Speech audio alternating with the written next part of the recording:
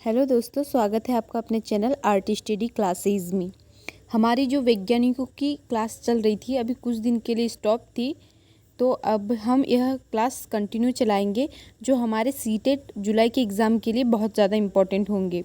ठीक है, तो हमारे अभी 2-3 जो वैज्ञानिक थे महत्वपूर्ण वो हो चुके हैं और हमारे अगले महत्वपूर्ण वैज्ञानिक है वाटसन। इन्होंने जो प्रयोग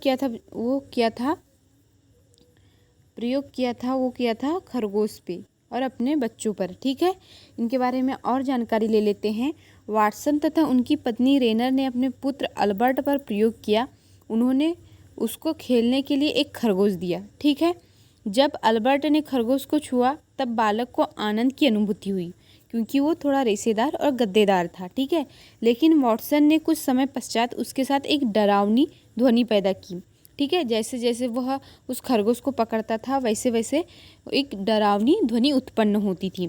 इस क्रिया को उसने बार बार दोहराया। ठीक है, अब जब जब अल्बर्ट उसे खरगोश के हाथ लगाता है तो वह यह परिणाम सिद्ध होता है कि अब वह डरावनी ध्वनि के न होने पर भी अल्बर्ट वो कुत्ते को देखता है तो डर जाता है। ठीक है, अल्बर्ट ने केवल खरगोश से बल्कि ऐसी सभी चीज़ों से और नरम और कोमल बालों वाली जैसी सभी चीज़ों से वह डरने लगता है। ठीक है, तो यह प्रयोग जो वाटसन ने अपने बच्चों पे किया था, एक नरम और गद्देदार खरगोश था और जब जब वह उसको छूता था पहली बार तो उसे आनंद की अनुभूति हुई बेटा, फिर उसके बाद वह उसके साथ डरावनी ध्वनि उत्पन्न करने लगे। ठीक है, तो ऐसी अब कोई भी चीज़ सामने आती थी उनके बच्चे के सामने तो वह डरने लगते थे। ठीक है, क्योंकि उन्हें ऐसा लगता था कि इनसे भी डरावनी ध्वनि आती होगी। ठीक है, उदाहरण के लिए जब तो यह प्रयोग इसलिए किया है कि किस बात पे यह सिद्ध करता है, जैसे कि राजू खिड़की के पास खड़ा था, अचानक तूफान आया, बिजली चमकी और तेज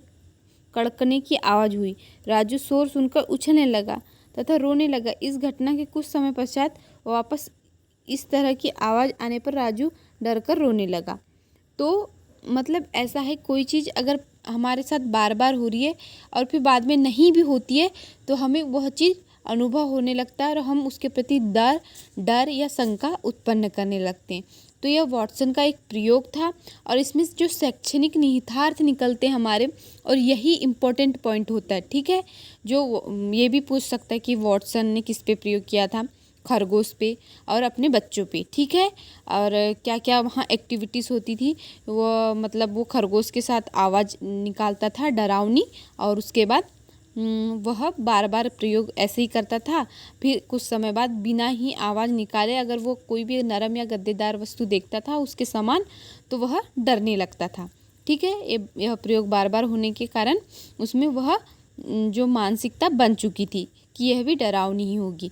तो यह इनका प्रयोग है। अब इनके जो शैक्षणिक निहितार्थ निकलते हैं बच्चा कैसे, जैसे कि यह सिद्धांत यांत्रिक तरीकों से सीखने पर बल देता है। बिल्कुल, बुरी तथा अवांछित एवं भय संबंधित मानसिक भ्रांतियाँ दूर करने में सहायिका तथा असामान्य व्यवहार आदि को समाप्त करने के लिए भी प्रयोग होता है। ठीक है, शिक्षण में श्रव्य दृश्य सामग्री का उपयोग इसी सिद्धांत पर आधारित है। विद्यार्थियों में आदतों का निर्माण, रुचियाँ, अभिरुचियाँ, अभिवृत्तियाँ आदि का समुचित विकास करना, यह उसका शैक्षणिक निहितार्थ निकल आता है। ठीक है, अगर आप किसी चीज़ से भयभीत होते हैं तो ये भय को कैसे दूर किया जा सकता है, बच्चों को समझा के या फिर बार बार बिना डरावनी चीज़ ला के। ठीक है, तो यह दृश्य सुन के और दिखा के यह प्रयोग से हम यह बच्चे की मानसिकता चेंज कर सकते हैं। तो ये वाटसन का छोटा सा प्रयोग था लेकिन इम्पोर्टेंट प्रयोग था। प्लीज़ इस वीडियो को अधिक से अधिक लोगों तक पहुंचाइए, लाइक शेयर एंड सब्सक्राइब कीजिए। ऐसे ही हम महत्वपूर्ण वीडियो आपके लिए लाते रहेंगे सीटेट जुलाई 2024 के एग्ज़ाम के लिए, जो आपके लिए बहुत ज़्यादा मददगार सिद्ध होगा। ठीक है, please like share and subscribe. Thank you.